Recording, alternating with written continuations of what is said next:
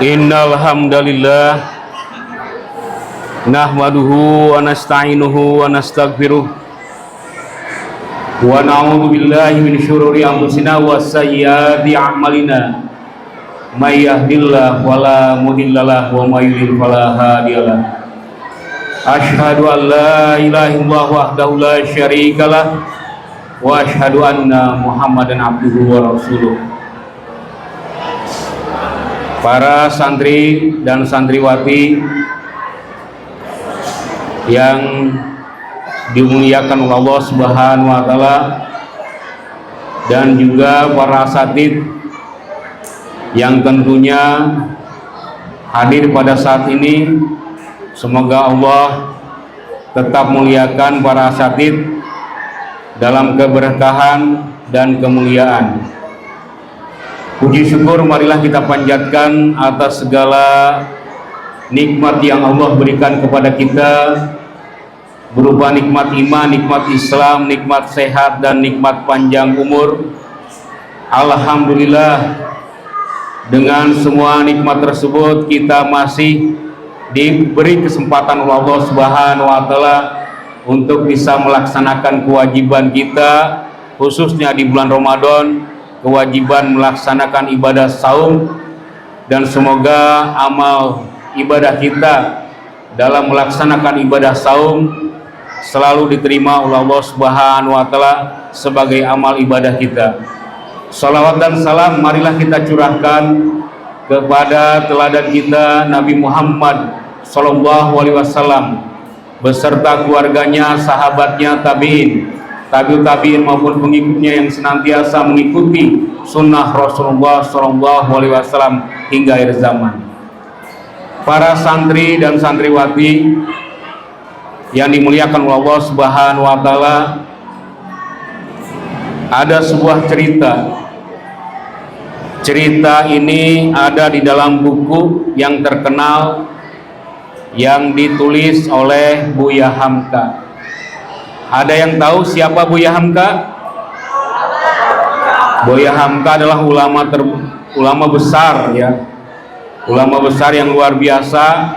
Karya tulisannya yang luar biasa. Kalau pernah nonton film Tenggelamnya Kapal Panderwick, siapa penulis novelnya? Buya Hamka. Buya Hamka lah yang menulis novel Tenggelamnya Kapal Panderwick. Selain sebagai seorang sastrawan, yang utama adalah Buya Hamka adalah seorang ulama. Salah satu tulisan yang luar biasa dari karya Buya Hamka adalah Bunga Rampai Tasawuf Modern. Di dalam buku tersebut ada sebuah tulisan yang menceritakan tentang kisah Raja Dzulkarnain. Ya, cerita ini sering kita dengar mungkin, tapi kalau diulang-ulang masih asik untuk didengar, masih tetap ingin kita ketahui, dan juga kita ingin ambil hikmah dari cerita ini. Dalam tulisan Buya Hamka tersebut yang mengisahkan tentang Raja Dzulkarnain, Buya Hamka menuliskan dengan cara yang luar biasa. Ceritanya begini: pada suatu ketika Raja Dzulkarnain ingin menaklukkan sebuah negeri. Maka Raja Dzulkarnain menyiapkan pasukan di sebuah lapangan yang luas. Maka ketika pasukannya sudah kumpul, maka Raja Dzulkarnain memberikan komando, memberikan semacam perintah. Perintahnya begini: wahai pasukanku, nanti malam kita akan melewati sebuah sungai, akan menyeberangi sebuah sungai. Maka ketika kalian menyeberangi sebuah sungai tersebut, kalian ambil batu sebanyak-banyaknya. Itu perintah Raja Dzulkarnain, hanya satu. Ketika pasukan melewati sungai yang besar, maka ambillah batu yang kalian injak di dasar sungai sebanyak-banyaknya. itulah perintah Raja Dzulkarnain. Maka berangkatlah pasukan Raja Dzulkarnain, dan benar ketika malam akan tiba, di depan pasukan Raja Dzulkarnain terbentang sungai yang luar biasa besarnya. Karena gelap tidak kelihatan ujungnya, tidak kelihatan seberangnya, maka mulailah pasukan Raja Dzulkarnain menyeberangi sungai tersebut. Ketika menyeberangi, maka secara tidak langsung pasukan Raja Dzulkarnain terbagi menjadi 3 golongan. Golongan yang pertama acuh terhadap apa? Terhadap perintah raja. Buat apa ngambil batu di dasar sungai? Berat-beratin aja, capek-capekin saja. Lewat menyeberangi sungai saja sudah susah payah, harus melawan arus dalam keadaan gelap gulita. Ada perintah untuk ngambil batu sebanyak-banyaknya, maka pasukan yang seperti itu, yang segolongan yang pertama, tidak mau mengikuti perintah Raja Dzulkarnain. Buat apa capek-capekin ngambil batu dalam keadaan gelap gulita, susah payah ngambilnya juga. Maka pasukan golongan yang pertama ini tidak mengambil batu. Maka ada pasukan golongan yang kedua mengambil batu secukupnya saja. Yang penting sudah ngambil batu, yang penting sudah mengikuti perintah raja. Ngambil batunya secukupnya saja. Mengambil batu yang diinjak di dasar sungai ketika menyeberangi, diambilnya itu secukupnya saja, sekedarnya saja. Yang penting sudah mengikuti perintah raja. Maka ada golongan yang ketiga dari pasukan Dzulkarnain, itu mengambil batu sebanyak-banyaknya. Apa yang diinjak di dasar sungai berupa batu, diambilnya, diupayakan, diusahakan untuk diambilnya sebanyak-banyaknya. Meskipun kantungnya penuh, meskipun tasnya penuh, diselipkan batu itu di baju besinya, diselipkan batu itu di kain-kainnya, dibawa, dibungkus dengan kain-kain yang dibawa oleh pasukan. Ada juga yang diselipkan ke helm perangnya. Saking banyaknya yang diambil, maka tibalah pasukan Raja Dzulkarnain di seberang sungai pada pagi hari. Berarti nyebrangnya sebelum malam sampai subuh berapa jam nyebrangnya? Berapa jam? Nyebrangnya dari maghrib sampai subuh lagi nyebrangnya berapa jam? 12 jam nyebrangi sungai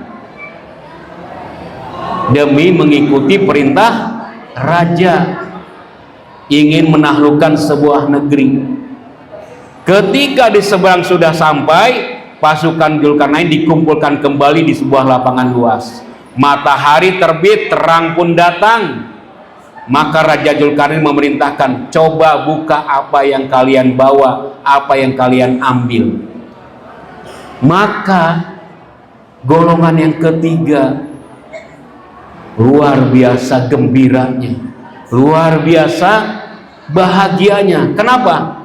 Ternyata ketika dibuka batu yang dibungkus kain, yang dimasukkan ke dalam kantung, ke dalam tas, yang diselipkan ke dalam jaketnya, diselipkan ke baju besinya, ternyata sudah dilihat, ternyata batu itulah batu berlian, intan permata. Golongan ketiga luar biasa gembiranya. Kenapa? Karena mengambil intan berlian, batu permata sebanyak-banyaknya. Sedangkan pasukan kedua, golongan yang kedua, menyesalnya sedikit. Kenapa saya tidak mengambil batu sebanyak-banyaknya? Kenapa saya tidak berusaha mengambil batu sebanyak-banyaknya? Sedangkan yang golongan yang ketiga menyesalnya luar biasa. Kenapa saya tidak mengikuti perintah raja? Saya tidak dapat apa-apa. Tidak mau mengikuti perintah raja mengambil batu, ternyata batu itu adalah batu permata. Karena saya tidak mau mengikuti perintah raja, saya tidak mendapatkan apa-apa. Golongan yang ketiga gembira luar biasa, mendapatkan intan berlian, batu permata sebanyak-banyaknya. Golongan yang kedua itu menyesal sedikit karena tidak mengambil batu sebanyak-banyaknya. Golongan yang pertama tadi tuh, yang tidak mau mengikuti perintah raja, itu menyesalnya luar biasa. Kata Buya Hamka di akhir tulisannya apa? Begitulah kondisi umat Islam sekarang. Ini tulisan ditulis oleh Buya Hamka pada tahun 50-an, 1950-an. Buya Hamka menuliskan seperti itu, mengatakan itulah kondisi umat Islam sekarang. Ketika memasuki bulan Ramadan, umat Islam terbagi menjadi 3 golongan. Golongan yang pertama apa? Tidak mau mengikuti perintah Allah, padahal Allah telah mewajibkan kepada orang beriman untuk melaksanakan ibadah saum. Ya ayyuhalladzina amanu kutiba alaikumusiyam kama kutiba alal ladzina min qablikum la'allakum tattaqun. Itu perintah dari Allah. Tapi ada sebagian dari kaum muslimin tidak mau mematuhi perintah Allah. Buat apa puasa capek-capekin? Buat apa puasa laparnya luar biasa? Buat apa puasa harus nahan minum padahal hausnya luar biasa, nahan lapar padahal keinginan makannya luar biasa. Ya, tidak boleh banyak bicara lagi, harus menjaga lisan. Ngapain capek-capek puasa? Ini golongan umat Islam yang pertama, tidak mengikuti perintah Allah.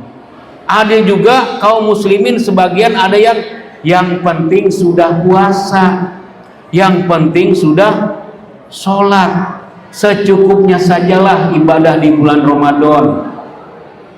Sedangkan golongan yang ketiga, ketika memasuki bulan Ramadan, kaum muslimin yang golongan ketiga ini mengambil semua perintah-perintah Allah, mengambil semua yang diperintahkan oleh Rasulullah. Keutamaan di bulan Ramadan dikerjakan, fadilah-fadilah di bulan Ramadan dilaksanakan, luar biasa. Bukan hanya ibadah wajibnya saja, tapi juga ibadah sunnahnya dikerjakan. Semuanya diborong. Ustaz bertanya, ketika kalian menjadi pasukan Raja Dzulkarnain, ingin menjadi golongan yang mana? Golongan yang pertama yang tidak mau mengikuti perintah raja, atau golongan kedua yang cukup, apa golongan ketiga? Golongan ketiga tentunya ketika ingin menjadi pasukan Raja Dzulkarnain, mengambil batu sebanyak-banyaknya. Ketika bulan Ramadan, apakah kalian ingin menjadi golongan 1 atau 2, 3? Golongan yang pertama, umat Islam ada yang tidak mau mengikuti perintah Allah. Buat apa capek-capek puasa?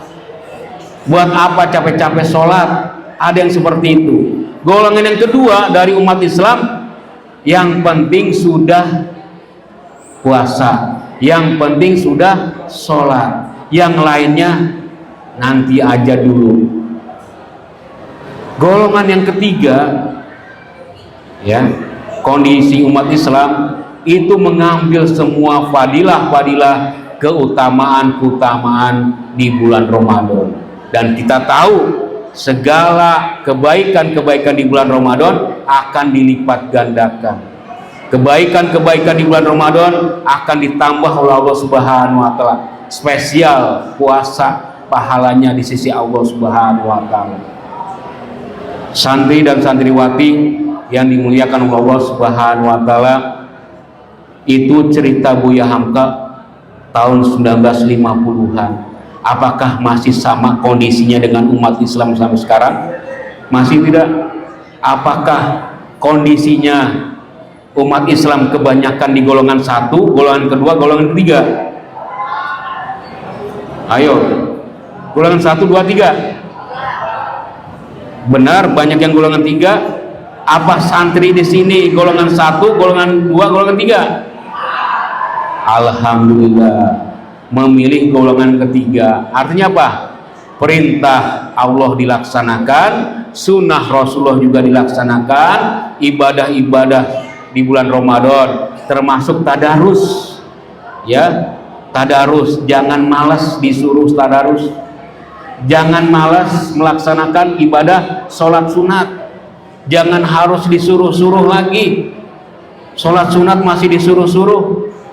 Jadilah golongan yang ketiga dari umat Islam yang mengambil semua keutamaan di bulan Ramadan, yang mengambil semua fadilah di bulan Ramadan. Kenapa? Menginginkan kebaikan yang luar biasa. Tentunya yang ingin dicapai adalah derajat takwa. Santri dan santriwati yang dimuliakan Allah Subhanahu wa taala, itu saja sekilas cerita dari yang disampaikan, ditulis oleh Buya Hafka. Mudah-mudahan kita bisa mengambil hikmah dari cerita tersebut, mengambil ibrah dari cerita tersebut, dan mudah-mudahan kita termasuk golongan yang ketiga ketika memasuki bulan Ramadan ini. Ditutup dengan doa, Rabbana atina fid dunya hasanah wa fil akhirati hasanah wa qina adzabannar. Aqulu qouli hadza wa astaghfirullahi wa lakum walhamdulillahi rabbil alamin. Wassalamualaikum warahmatullahi wabarakatuh.